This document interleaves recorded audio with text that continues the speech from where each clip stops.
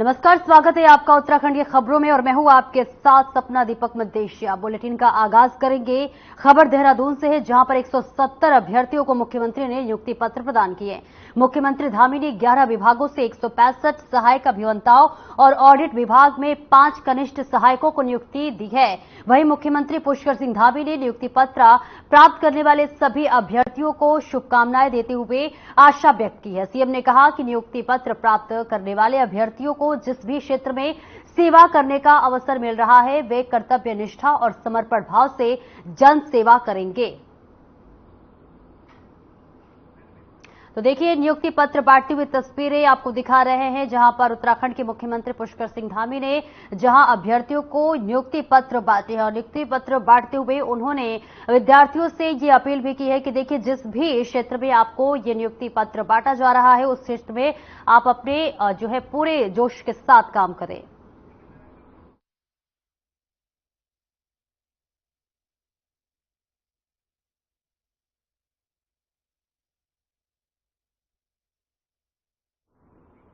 और बढ़ते आगे, जहां 1 जुलाई से लागू होने वाले 3 नए कानून भारतीय न्याय संहिता, भारतीय नागरिक सुरक्षा संहिता और भारतीय साक्ष्य अधिनियम के संबंध में पुलिस महानिदेशक अभिनव कुमार ने मुख्यमंत्री पुष्कर सिंह धामी के समक्ष प्रस्तुतिकरण दिया। वहीं प्रस्तुतिकरण में विस्तार पूर्वक नए कानूनों की आवश्यकता, इन्हें बनाने हेतु किए गए प्रयासों और इनकी विशेषताओं के बारे में जानकारी दी गई। इस अवसर पर मुख्यमंत्री ने उत्तराखंड पुलिस हस्त पुस्तिका का भी विमोचन किया है। वहीं मुख्यमंत्री ने इस दौरान कहा कि नए कानूनों में जो भी प्रावधान किए गए हैं, इन कानूनों के लागू होने के बाद प्रदेश में इनका सही तरीके से क्रियान्वयन सुनिश्चित किया जाए।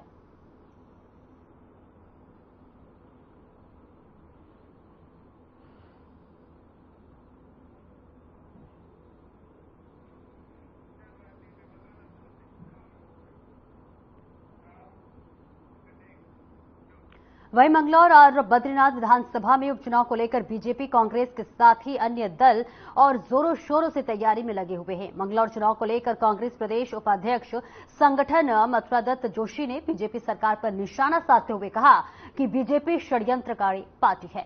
बीजेपी सीधा सत्ता और सरकारी मशीनरियों को दुरुपयोग कर रही है और इसके साथ ही उन्होंने कहा कि मंगलौर में अधिकारियों, कर्मचारियों और ग्राम प्रधान, बीटीओ मेंबर, जिला पंचायत के मेंबरों को धमकाने का काम किया है।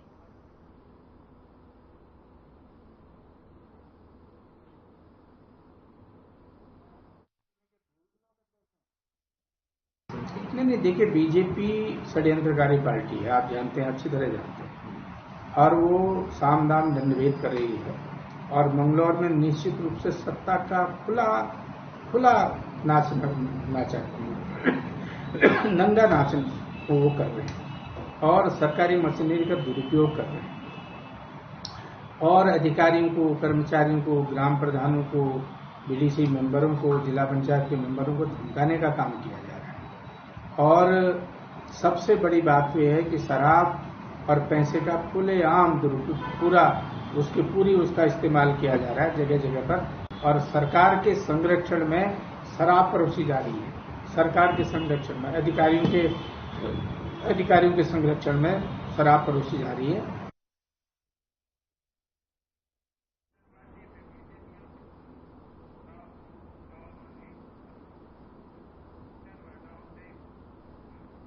वहीं लोकसभा चुनाव के बाद आज सभी सांसदों ने संसद भवन में शपथ ले ली है। तो वहीं संसद में विपक्ष का नेतृत्व करने के लिए कांग्रेस के पूर्व राष्ट्रीय अध्यक्ष और रायबरेली सांसद राहुल गांधी को नेता प्रतिपक्ष बनाया गया है, जिसके बाद कांग्रेस पार्टी में खुशी का माहौल है। और इस बात को लेकर कांग्रेस के प्रदेश अध्यक्ष करण माहरा ने कहा कि ये इनके लिए गौरव की बात है, क्योंकि राहुल गांधी को जो है बदनाम करने के लिए बीजेपी और आरएसएस ने हजारों करोड़ों रुपए खर्च किए और जिस आदमी से बीजेपी और आरएसएस इतना घबराती है, उसका नेता प्रतिपक्ष बनने से देखिए ये संकेत साफ नजर आ रहे हैं कि आने वाले समय में लोकतंत्र में अच्छी लड़ाइयां होंगी। और वहीं दूसरी तरफ बीजेपी भी धर्मपुर विधायक विनोद चमोली ने इस पर चिटकी लेते हुए कहा है कि कांग्रेस में उत्साह होना स्वाभाविक है, क्योंकि 10 साल बाद इस स्थिति में आ गए हैं कि अपना नेता प्रतिपक्ष खड़ा कर सके। लेकिन करण माहरा से जब पूछना चाहिए कि कांग्रेस ने उत्तराखंड के लिए क्या योगदान दिया।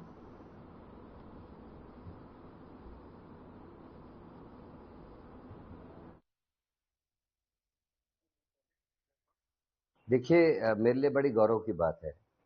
राहुल गांधी जी की जो शख्सियत है, जिनको बदनाम करने के लिए भारतीय जनता पार्टी और आरएसएस ने हजारों करोड़ रुपया खर्च किया, उनकी इमेज खराब की ना, उस आदमी ने कन्याकुमारी से कश्मीर तक जो वो पहली उनकी भारत जोड़ो यात्रा थी, उसमें जो उनका कलेवर था, जो वो उनका एक रंग निखर के बाहर आया और वो जो जनता के बीच में पैदल चले, जान को खतरे में डालकर। राहुल गांधी ने मोहब्बत की दुकानें और जो देश में गंगा जमनी तहजीब को खत्म करने के लिए जो कवायद चल रही थी इस देश में, उसको खत्म करने के लिए उन्होंने भरसक मेहनत की और लोगों को इसके लिए कन्विंस किया। और आज वो नेता, जिससे घबराकर भारतीय जनता पार्टी की सरकार ने उनको निष्कासित ही नहीं किया, उनके बयानों को, उनको बोलने से मना करने के साथ साथ उनके मकान को भी आनन फानन में खाली कराने के निर्देश दे दिए, जो एक मिसाल है इस देश में। देखिए, कांग्रेस में उत्साह होना स्वाभाविक है कि 10 साल बाद वो इस स्थिति में आ पाए हैं कि वह नेता प्रतिपक्ष अपना खड़ा कर पाए, 54 की संख्या से ऊपर वो जा पाए। लेकिन करण मेहरा से ये पूछिए आप लोग कि उनका उसमें योगदान क्या है। अगर आज कांग्रेस वहां पर अपना नेता प्रतिपक्ष बना पाई है, ये उनके लिए उत्साह का विषय हो सकता है, लेकिन इसमें उत्तराखंड ने की कांग्रेस ने क्या योगदान किया, वो पहले अपने गिरेबान में जाके अपनी स्थिति को स्पष्ट करें और तब आगे बात करें। जिन लोगों के कारण वो नेता प्रतिपक्ष बन पाए, वो तो एक बार उनको ठीक है, उत्साह में रहेंगे, स्वाभाविक बात है। उनके लिए नेता प्रतिपक्ष बनना ही बहुत बड़ी बात थी।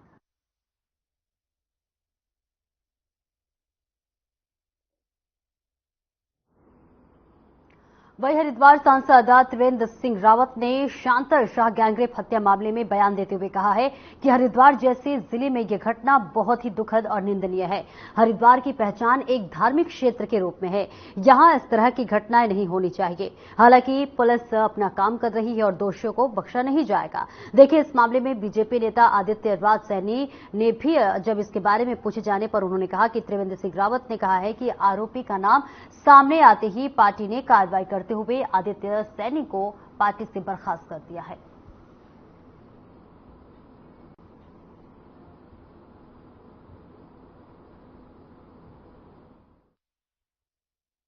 तो बहुत दुर्भाग्यपूर्ण है। मैं समझता हूं कि हरिद्वार जैसे जनपद में इस तरह की घटनाएं वो ज्यादा निंदनीय हो जाते हैं, क्योंकि हमारा एक धार्मिक पहचान है इस जनपद की। देखो, पार्टी ने काम आया, पार्टी ने तत्काल उस पर कार्यकर्ता लगातार वहां पर काम कर रहे हैं। भारतीय जनता पार्टी के कार्यकर्ता, हमारे जय भगवान सैनी हैं, तमाम लोग वहां पर हैं। वहां पर जो हमारे स्थानीय कार्यकर्ता हैं गांवों के, वो उन परिवारों से मिले हैं। मैं समझता हूं कि हम सब उस शोक संतप्त परिवार के साथ में हैं।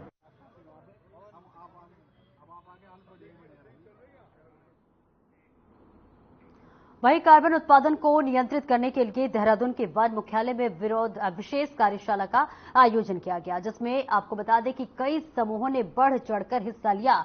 वह इसको लेकर उत्तराखंड वन विभाग के हॉफ डॉक्टर धनंजय मोहन ने कहा है कि कार्यशाला का मुख्य उद्देश्य कार्बन की उत्पादकता को कम करना है, जो कि प्राकृतिक रूप से वन प्रबंधन और कृषि प्रबंधन से हो सकता है। साथ ही उन्होंने कहा कि टिहरी स्कूल और एडवांस्ड स्टडीज के लोगों ने कार्यशाला में लंबा व्याख्यान दिया और सभी वन अधिकारी दूसरे इससे जुड़े हैं, जिसे देखिए क्लाइमेट चेंज की पहल से हमारा योगदान और अधिक बढ़ सके।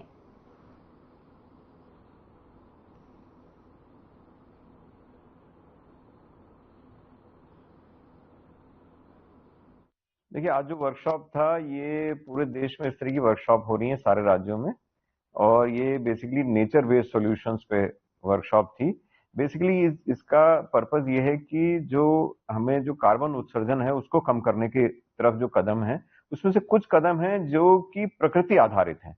जैसे एक तो होता है कि हम अपना आपका फॉसिल फ्यूल यानी कि पेट्रोल डीजल की खपत कम करें।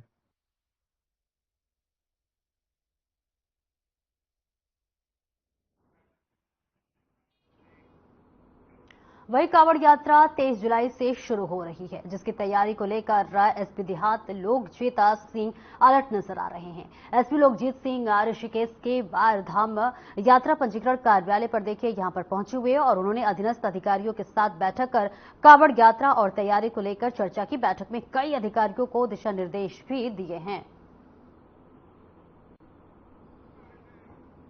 तो देखिए 23 जुलाई से कांवड़ यात्रा शुरू होने जा रही है और इसके तैयारियों को लेकर देखिए प्रशासन लगातार अलर्ट मोड में नजर आ रहा है। और इसी के साथ साथ आपको बताते चले कि आने वाले समय में किसी भी तरह की कोई भी अराजक तत्व अपने मंसूबों में कामयाब न हो, इसके लिए चारधाम यात्रा के तहत देखिए कांवड़ यात्रा को सजग रूप से बनाने के लिए तैयारियों को जायजा लेने के लिए प्रशासन लगातार जो है अलर्ट मोड पर है, जिसके साथ देखिए अधिकारियों के साथ भी लगातार बैठकें चल रही है और बैठकों में देखिए तमाम बातों की भी चर्चा की जा रही है ताकि कांवड़ यात्रा को सुगमता के साथ देखिए सफल संचालन उसका हो सके।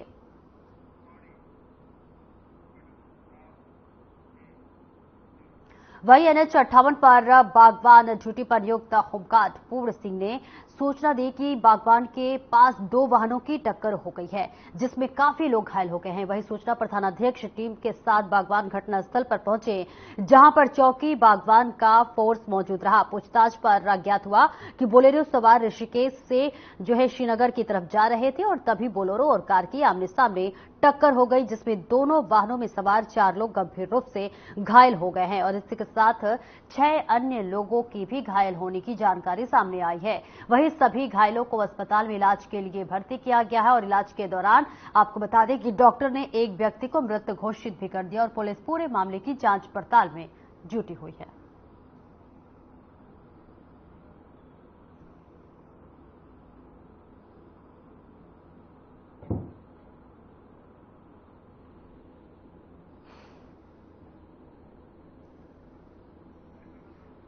तो देखिए बड़ा सड़क हादसा हो गया है, बेहद दुखद खबर ये आपको बता रहे हैं, जहां पर 2 वाहनों की आपस में भिड़ंत हो गई है और देखिए भिड़ंत ऐसी थी कि जहां पर तमाम लोग घायल हो गए। हालांकि घायलों को देखिए अस्पताल में भर्ती कराया गया, इलाज चल रहा है, लेकिन घायलों में से एक की देखिए मौत हो गई है, क्योंकि बेहद दुखद सड़क हादसा ये आपको बता रहे हैं, जहां पर 2 वाहन आपस में टकरा गए। क्या कुछ कारण था वाहनों का टकराने का देखिए फिलहाल ये स्पष्ट नहीं हो पाया है, लेकिन पुलिस पूरे मामले की जांच पड़ताल कर रही है कि क्या कुछ इसके पीछे कारण था, क्या ओवरटेक करने के चक्कर में यह हादसा हुआ या फिर स्पीड तेज थी क्या, या फिर ट्रैफिक से संबंधित कोई जो है समस्या थी, क्या कुछ समस्या थी। देखिए इस कारणों का पता लगाया जा रहा है, लेकिन इस बीच ये जानकारी आपको दे रहे हैं, जहां पर 2 वाहनों की आपस में टक्कर हो गई है। दोनों वाहनों में ही तमाम लोग सवार थे और देखिए टक्कर होने के बाद से यहां मौजूद लोगों ने देखिए गंभीर रूप से घायल हो गए। हालांकि मौके पर ही सूचना दी गई पुलिस को और आनन फानन में पुलिस पहुंची, जो भी गंभीर रूप से घायल है उन्हें अस्पताल में भर्ती कराया गया और आपको बता दें कि उनका इलाज भी चल रहा है, लेकिन इलाज के दौरान ही एक व्यक्ति जो कि ज्यादा गंभीर रूप से घायल था उसकी मौत हो गई। ये दुखद खबर आपको बता रहे, एक मौत की जो है मौत हो गई है और इसी के साथ ये बड़ा दुखद घटना सामने आई है। वही स्वास्थ्य विभाग के रेफरल नीति अपनाने को लेकर देहरादून के दून अस्पताल एक्टिव मोड में नजर आ रही है और एक्टिव मोड में काम की तैयारी में है। और इस बात को लेकर देखिए दून अस्पताल के MS डॉक्टर अनुराग अग्रवाल ने कहा है कि अस्पताल में अगर किसी बीमारी के लिए सुविधा है तो किसी भी मरीज को उनके कहने के बावजूद भी दूसरे अस्पताल में रेफर नहीं किया जाएगा। साथ ही उन्होंने कहा कि नजदीक के दूसरे अस्पताल में अगर मरीजों को रेफर किया जाता है तो उस अस्पताल से समन्वय बनाकर और दस्तावेजों पर किसी सीनियर डॉक्टर के साइन के बाद ही मरीजों को रेफर किया जाएगा।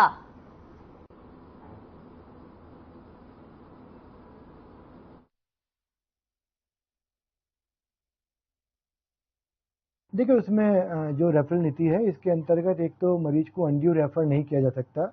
कई बार बहुत सारे मरीज अपनी डिमांड भी रखते हैं कि हमें रेफर कर दिया जाए।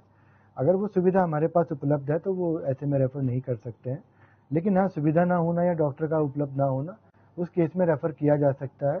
ऐसे में जहाँ रेफर किया जा रहा है अगर वो उसी एरिया का अस्पताल है तो फिर ऐसे में एक समन्वय बनाकर ही कि वहाँ बेड और डॉक्टर्स अवेलेबल हैं तभी वो रेफर किया जाएगा और हमेशा सीनियर डॉक्टर कंसल्टेंट के साइन के साथ ही रेफर किया जाएगा।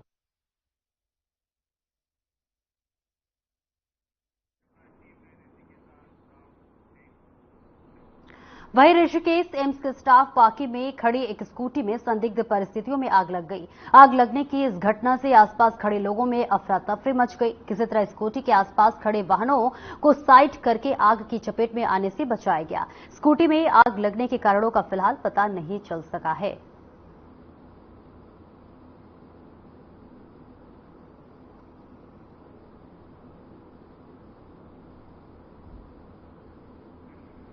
तो देखिए ये तस्वीरें हम आपको दिखा रहे हैं ऋषिकेश के एम्स की, जहां पर एम्स के बाहर जो पार्किंग है, पार्किंग में देखिए तमाम गाड़ियां लगाई गई हैं और इसी के साथ साथ देखिए स्कूटी में अचानक से आग लग गई। हालांकि देखिए मौके पर ही स्कूटी के पास आसपास जितने भी वाहन खड़े थे सबको जल्दी से हटाया गया ताकि वो आग के चपेट में न आ जाए। हालांकि ये आग कैसे लगी, फिलहाल इसका कारण अब स्पष्ट नहीं हो पाया है और इसका कारण का पता लगाया जा रहा है। लेकिन फिलहाल आपको बता दें कि ऋषिकेश के जो एम्स है, एम्स के बाहर जो स्टाफ पार्किंग है वहां स्कूटी लगी थी। स्कूटी के साथ साथ तमाम वाहनों को भी देखिए कतार में लगाया गया है। हालांकि स्कूटी में आग लगने की ये खबर आपको बता रहे हैं। वहीं मानसून की पहले ही बारिश के बाद जनपद पौड़ी में NH 534 पर मलबे में एक मैक्स दब गई है, जबकि बारिश के कारण नेशनल हाईवे बंद हो गया है। जानकारी के मुताबिक आपको बता दें कि 5वें मिल के पास हुए इस हादसे में 3 लोगों को चोट आई है, जबकि एक लापता बताया जा रहा है। वहीं SDRF सर्च ऑपरेशन चला रही है।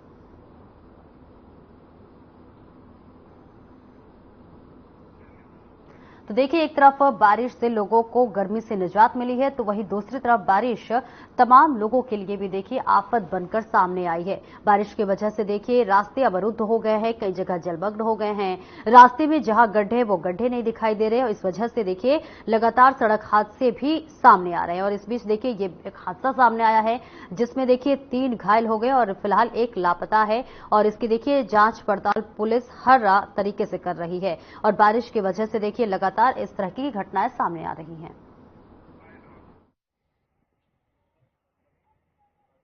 घटना तो ये है कि जैसे यहाँ से सूचना मिली तो हम लोग तुरंत यहाँ पे पहुँच गए। तब तक मलबा काफ़ी आ चुका था यहाँ पे।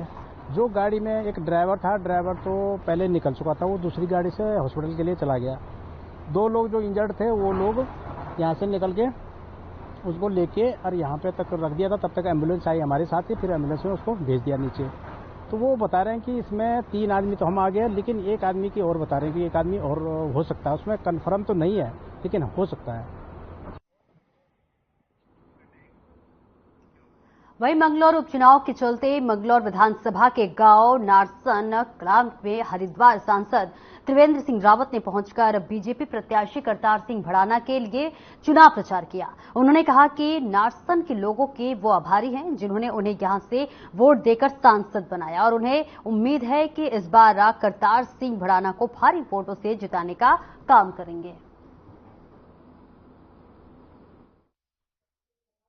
सब कार्यकर्ताओं और यहाँ की जनता का धन्यवाद करेंगे कि उन्होंने लोकसभा के लिए यहाँ से मुझे अपना सांसद बनाने के लिए वोट डाला है। आज जो हमारी बैठक का विशेष आयोजन हुआ है वो जो मंगलौर विधानसभा है, जो आज तक कभी भारतीय जनता पार्टी नहीं जीत पाई है, वो जीत की शुरुआत ये यहाँ से होगी, नारसन से कला से होगी और एक इतिहास इस बार बदलेगा मंगलौर विधानसभा का कि यहाँ भी डबल इंजन लगेगा, विकास का इंजन लगेगा। जी हाजी काजी के अब तक जो यहाँ पर विधायक हाजी जीतने वाला है न काजी। और इस बीच देहरादून से बड़ी खबर आ रही है, जो आपको बता दें कि मानसून को लेकर तैयारियां तेज हो गई हैं। मानसून को लेकर प्रशासन अलर्ट मोड पर है, तो वही प्रदेश में SDRF ने जो है तैनाती की है। तो ये बड़ी जानकारी आपको बता रहे हैं, जहां पर 60 उप टीमों ने कई स्थानों पर मोर्चा संभाला है। बादल फटने को लेकर अलर्ट रहने के निर्देश दिए हैं। बड़ी जानकारी आपको बता रहे हैं, जहां अतिवृष्टि भूस्खलन पर अलर्ट जारी है। 2 टीमें बैकअप के लिए रखी गई है। तो ये बड़ी खबर, बड़ी जानकारी देहरादून से बता रहे हैं, जहां पर आपको बताते चले कि आने वाले समय में क्या कुछ तैयारी की गई है। 4 धाम यात्रा को लेकर अगर जिक्र कर ले या फिर अन्य चीजों को लेकर जिक्र कर ले तो देखिए प्रशासन अलर्ट मोड पर आ रहा है, क्योंकि देखिए कई बार बादल फटने की भी खबरें सामने आती है और कई बार भूस्खलन की भी खबरें सामने आती है और इस चीज को लेकर प्रशासन अलर्ट मोड पर है। वही चुनाव करीब आते आते तमाम दलों के नेता अब जगह जगह जनसभाएं कर लोगों से अपील कर रहे हैं और इसी कड़ी में देखिए बहुजन समाज पार्टी के प्रदेश अध्यक्ष चौधरी शिषपाल और राज्यसभा सांसद इंजीनियर रामजी गौतम और लक्सर विधायक मोहम्मद शहजाद ने मंगलौर विधानसभा के गांव रेपरहड़ी में और लहबोली में जनसभाएं कर बसपा प्रत्याशी मोंटी को जिताने की बात कही है। और इस दौरान सभी नेताओं ने कांग्रेस और बीजेपी प्रत्याशियों को आड़े हाथे लेते हुए कहा कि बीजेपी के प्रत्याशी चुनाव लड़ने के बाद 10 तारीख के बाद वापस हरियाणा लौट जाएंगे।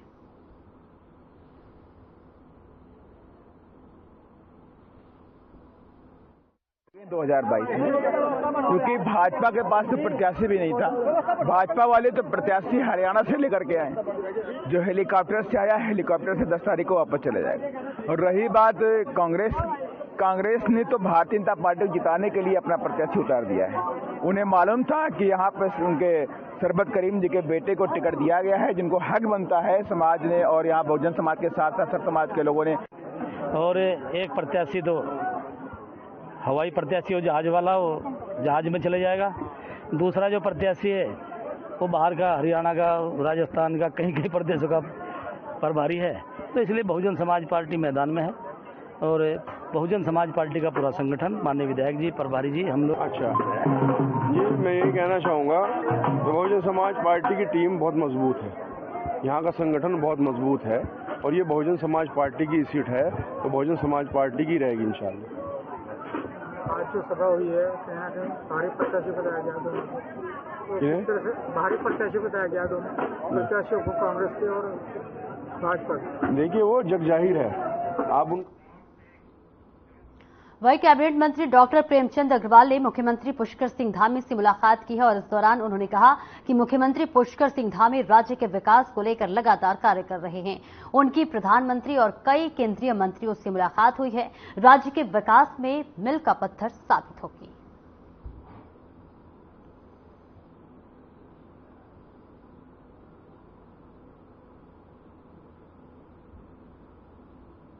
है कि कोई भी व्यक्ति लगातार अपने प्रदेश के और उसे आगे बढ़ाने के लिए काम करता हो, ऐसे माननीय मुख्यमंत्री जी का पहला स्थान मुझे लगता है देश के अंदर, कि वो लगातार कैसे माननीय प्रधानमंत्री से, माननीय गृह मंत्री से, अनेकों मंत्रीगणों से वो मिलते हैं अपने। वहीं मानसून की पहली बारिश में ही नैनीताल जिले के रामनगर में जो है सोलवल्दी नदी में अपना रौद्र रूप दिखाना शुरू कर दिया है। आपको बता दें कि नैनीताल जिले के अलग अलग क्षेत्र में मूसलाधार बारिश हुई, जिससे नैनीताल जिले के कई क्षेत्रों में नदी नाले उफान पर आ गए। वहीं रामनगर विधानसभा के अंतर्गत पड़ने वाली सोलवल्दी पूर्वी क्षेत्र में भी सोलवल्दी नदी उफान पर आ गई है। नदी ने इतना रौद्र रूप दिखाया है कि इसका जलस्तर नदी के पास में ही रह रहे लगभग 50 से ज्यादा घरों को अपने चपेट में ले लिया है।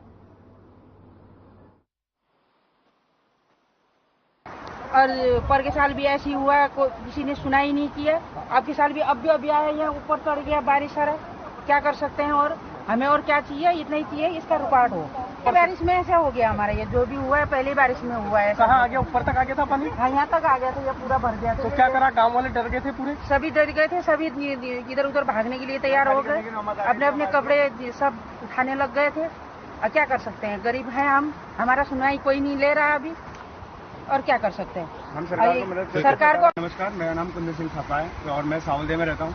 तो अधिकतर क्या है कि हमारे पास आए दिन यहाँ पे हादसे होते रहते हैं। पहले तो अब तो पुल बन चुका है, तो इस वजह से हमारे गांव को बहुत ज़्यादा दबाव पड़ा है इस टाइम पे हमारे पास कोई सरकार ने किसी टाइम पे कि हमें कोई हेल्प नहीं किया है। हर बार यहाँ पे जाल बनता था, इस बार हमारे पास जाल भी नहीं बना है और देख सकते हैं आप इस टाइम पे हमारा नदी का बहाव कितना तेज। ये सावलदे पुल का पत्र है, पिछले साल ही मेरे द्वारा इसमें स्वयं निरीक्षण किया गया था, एसडीएम साहब द्वारा भी गया था, माननीय विधायक जी द्वारा भी किया था।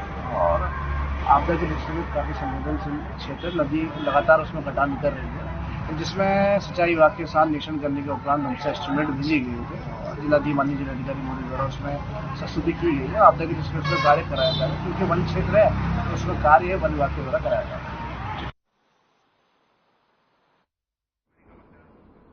और इस बीच देहरादून से बड़ी खबर आ रही है, जहां 2025 तक बढ़ गया स्मार्ट सिटी का कार्यकाल। जी हां, केंद्र सरकार ने प्रोजेक्ट की बढ़ाई टाइमलाइन, मार्च 2025 तक बढ़ाई गई है ये टाइमलाइन, जहां आवास शहरी मंत्रालय ने जारी कर दिशा निर्देश दिए हैं। वहीं ग्रीन बिल्डिंग और अन्य योजनाओं का भी काम पूरा हो गया है। प्रस्तावित स्मार्ट रोड का कुछ कार्य जो है बचा है, उसे भी पूरा करने के लिए काम लगातार जारी है। वहीं चाइल्ड फ्रेंडली सिटी प्रोजेक्ट पर भी कार्य हो रहा है। सीवर लाइन का भी कुछ काम बाकी था, उस पर भी लगातार काम हो रहा है। तो मार्च 2025 तक के लिए टाइमलाइन बढ़ा दी गई है, जिसमें आवास शहरी मंत्रालय ने जारी किए निर्देश।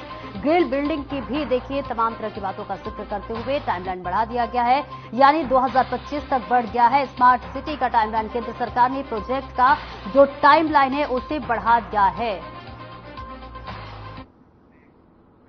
और फिलहाल इस बुलेटिन में इतना ही। खबरों का सिलसिला आगे भी जारी रहेगा। दीजिए इजाजत, नमस्कार।